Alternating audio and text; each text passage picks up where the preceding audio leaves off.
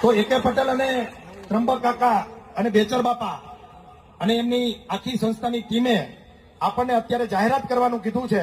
કે હવે પછી 2 દિનની અંદર જ જે બેન દીકરીઓને, જો આપણે આ સમાજ પ્રગતિનો વિરોધી નથી, તમે કાંઈ પણ શીખો છો એનો વિરોધી નથી, પણ તમે ક્યાં શીખો છો, કોની પાસે શીખો છો અને કઈ જગ્યાએ શીખો છો એનો તો ચોક્કસ મૂલ્યાંકન કરતો આ સમાજ છે અને એનું મૂલ્યાંકન સમાજે કરવું પણ જોઈએ. એટલે આપણી છાત્રાલયે કાલથી જ નામ નોંધણી ચાલુ થઈ જશે અને જે દીકરીઓને આવું શીખડાવતા આવડે છે એ દીકરીઓને પણ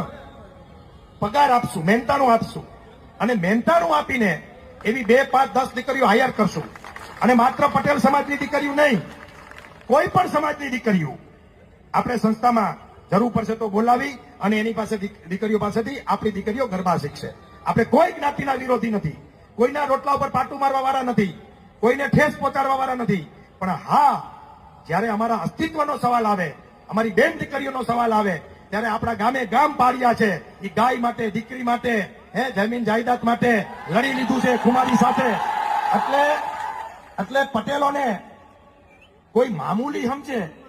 અને ગમે તે હાલતો જાય અટતો જાય, ઈ આ પાટીદાર નથી. આ મેસેજ આપવા માટે તમને બધાને આજે એકત્રિત કર્યા છે અને આના